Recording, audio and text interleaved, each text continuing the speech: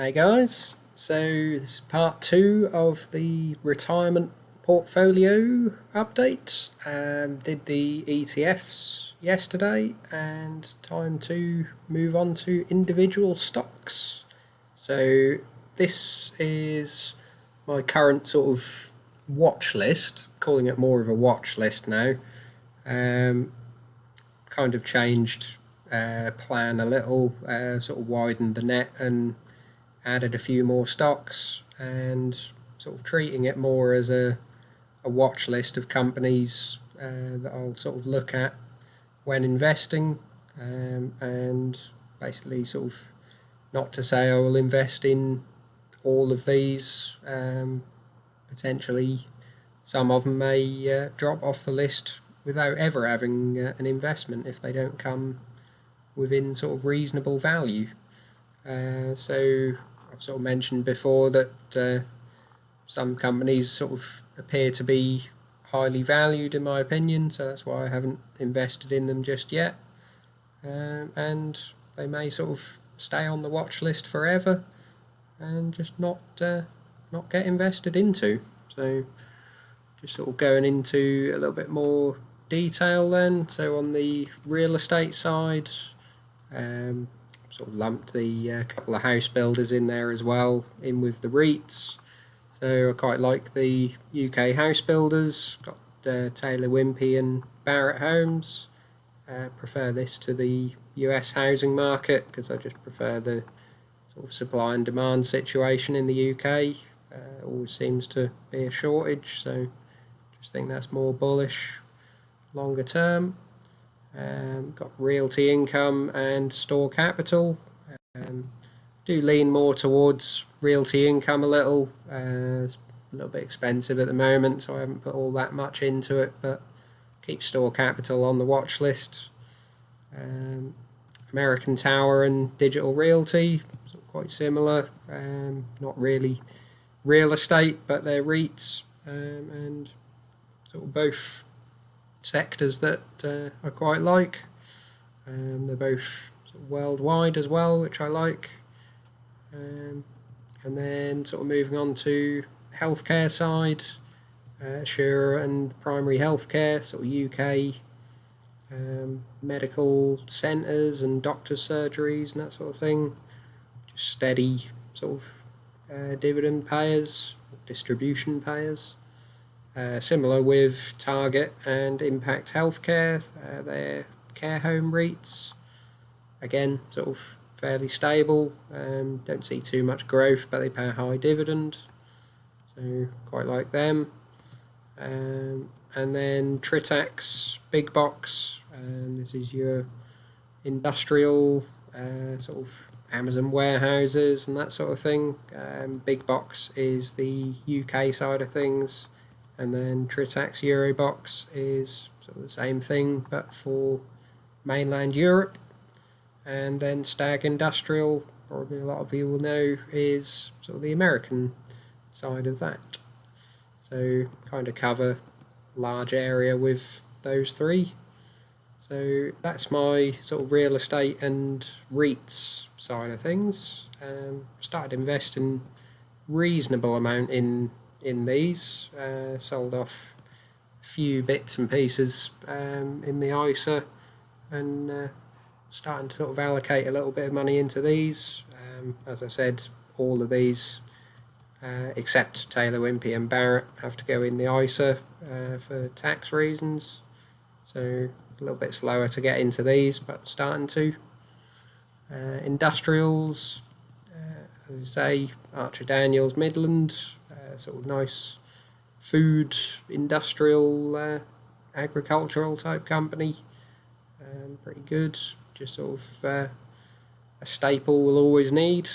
3M, everyone knows 3M, sort of large amount of patents on everything. Can't see them going away anytime soon. Not an explosive growth though. VW Group is the sort of basically a bet against Tesla. I just see them sort of with their overriding group of brands being able to pull their knowledge. See them coming away with quite a large market share. As I've mentioned, this may include sort of Volkswagen Group and Porsche shares, because it's basically the same thing, but just slightly diversified. Porsche do a little bit sort of different things with the dividend money. Caterpillar, sort of slightly newer edition, a little bit expensive at the moment, but gives me sort of exposure to construction equipment. And then Deere and Company, slightly newer, sort of agricultural machinery company, but they're sort of moving towards the technology side of things, trying to make things automated. So, a little interesting one. They're in the ARC Pi, actually, not my ARC Pi, but in the ARC ETFs. So they're quite bullish on them. Smaller dividend, but I think overall growth on those should be quite good. So a little bit expensive, but adding to them. And FedEx just seems sort of staple of the US and sort of quite reasonably valued at the moment. So sort of putting a reasonable amount into them at the moment.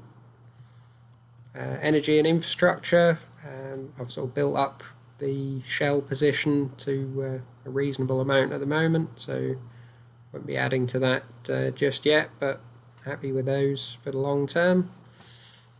Siemens, haven't put anything into this yet. Seems a little bit expensive, but quite like the sort of European, basically, European exposure with them. Slightly different, not really energy as such anymore, more an infrastructure business. And BT, British Telecom, just sort of see them still running most of the UK broadband network. And there's other competitors coming in, but they don't seem to be taking a great deal of market share, so I think BT will be there for the long term. Food and drink is where sort of not getting a lot of my money at the moment. I do sort of, I mentioned before, I think Pepsi, Coke and McDonald's all just seem a little bit overpriced. I mean, they're sort of the go-to first picks for most dividend investors, but just seem incredibly high priced, so they're on the watch list, but until we have some sort of crash or people see reality that they're just not growing that much, then they won't be getting any money in. Diageo, I do quite like. I've got some money in them so far as a sort of leading drinks maker. I think they've got the best brand portfolio, so I like them, but a little bit high, so I'm not adding all that much at the moment. Mondelez, I quite like. Sort of Cadbury's and strong company, but just a little bit highly valued. Not as much as Pepsi and Coke and McDonald's, but I haven't put anything in them yet. So at the moment, Tyson Foods and Kroger are getting the sort of food and drink money. Just seem a little bit better valued. Don't seem like they're going to sort of crash too hard. If there is a crash, they're already sort of in value territory. So if we do get a crash, I may switch out of those back into sort of the Pepsis and Coke and McDonald's, and they may go off forever, because I do prefer the sort of big brand names. Financial, sort of had Aviva and Legal and General on there for quite a bit. Started putting into Legal and General in the invest account. Nothing into Aviva yet.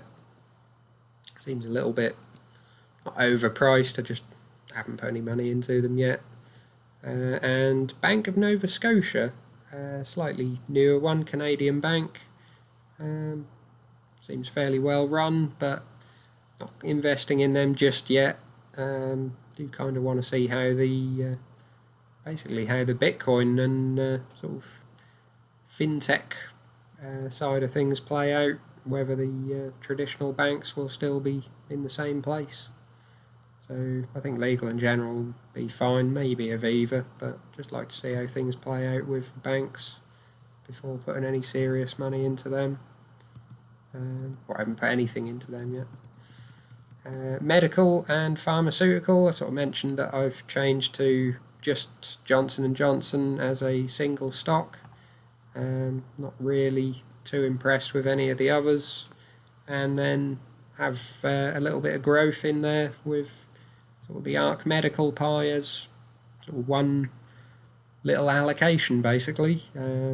Obviously, there'll be sort of 10 or 15 companies in there, but I sort of count it as one allocation, and would obviously continue to take profits out of that if they start racing away, just to keep safe.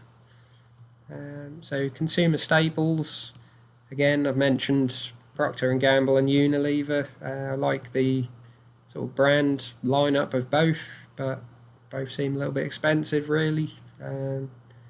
Can't see, especially Unilever, I can't see a lot of their stuff as essential, really. They're called sort of staples, but I think there's a lot of stuff that people could go without, so they're steady growers, but I would like to get into them at a lower price, really, so nothing going in them just yet.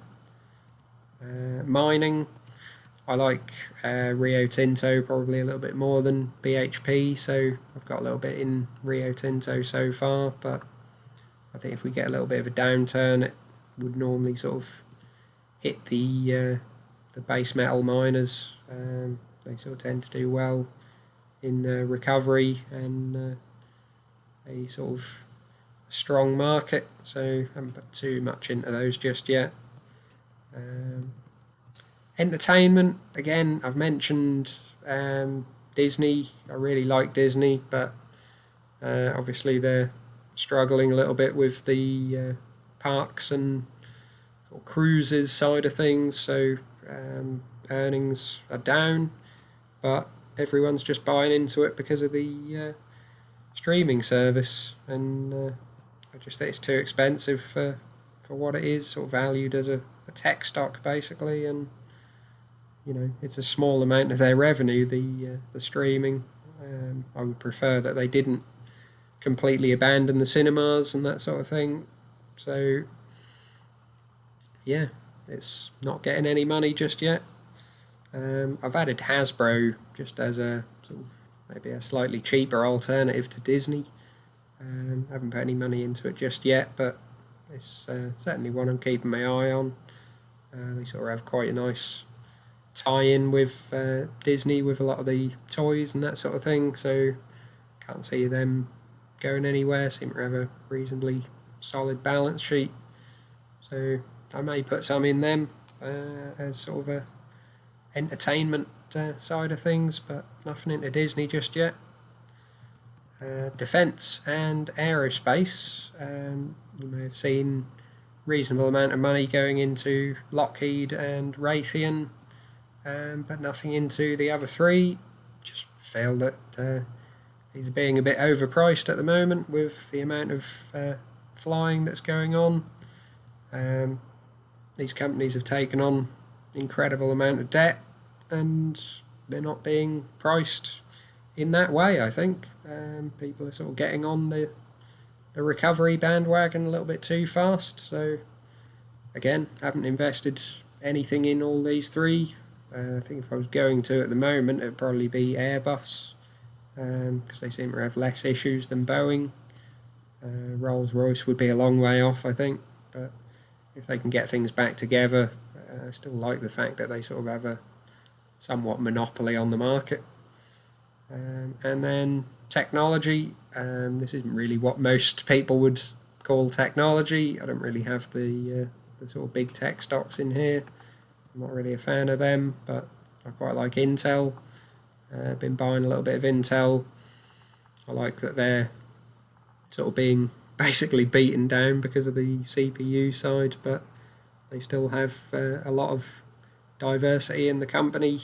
The sort of server side has been doing really well. You get companies like Amazon still buying their server chips up like hotcakes, and that's what makes them a lot of money. So seems to be a beaten down one that will come back eventually, and they also have the self-driving Mobileye technology that doesn't seem to be priced in at the moment, in my opinion. So you got Nintendo. I've put a little bit of money into them. They've sort of had a little run up since I bought them, so I haven't bought too much else. Seems a little bit expensive as well. I know a lot of the video gaming stocks are quite expensive at the moment and sort of benefit a little bit from the lockdowns, but I would like to see a little bit more news about Nintendo's next console before sort of putting too much more in. If they're just going to stick with the current Nintendo Switch, then not quite sure I want to pile too much in them at the moment, but a long-term hold. Taiwan Semiconductor, I've sort of mentioned, I put a little bit of money into them, but they seem incredibly expensive. It's one I want to hold long-term, but I think they're just being a little bit overvalued with the business they're getting at the moment from Apple and some of the other companies sort of needing someone basically. But it may not last forever, so I would like to get them at a cheaper price. Broadcom I do like though, put quite a bit into them already. Seems to be strong growth, strong dividend growth as well, and fairly reasonable value. And eBay, slightly newer one, as I say, sort of popular platform, nearly as much monthly users as Amazon from the looks of it. Maybe a bit sort of questionable their numbers, but it says monthly active users, and they seem to be sort of profitable and able to reinvest profits into the business, or just buying back shares and paying a rising dividend. So a tech stock that isn't expensive, basically. They're not going to see tremendous growth, but quite a sort of nice, cheap little technology play. So maybe not one I'll hold ultra long term, but quite like them. So as I say, that is basically a watch list. It's not, as I say, it's not sort of if I get some money, I would just invest in all of these blindly.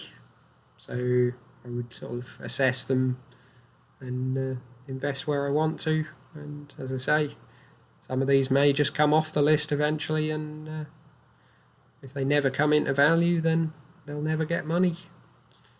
But so leave your thoughts in the comments below. If you like any of these, if you don't like them, let me know what you think. And I probably should have said I've sort of mentioned the weightings on these before. Probably looking to where I've got less in the sector, things like Disney and sort of some of the industrials like Volkswagen is the only sort of car company I've got. I'm having maybe slightly higher weightings towards those, but I am thinking a lot of these will be quite similar weights really. But I do want to reassess the weights maybe going forward, so I'll keep putting money in as and when it comes from selling sort of gold and Bitcoin side of things, and I'm probably going to reassess the weightings as I go. So leave a comment and drop a like, is always appreciated, and subscribe if you want to see more. See you soon.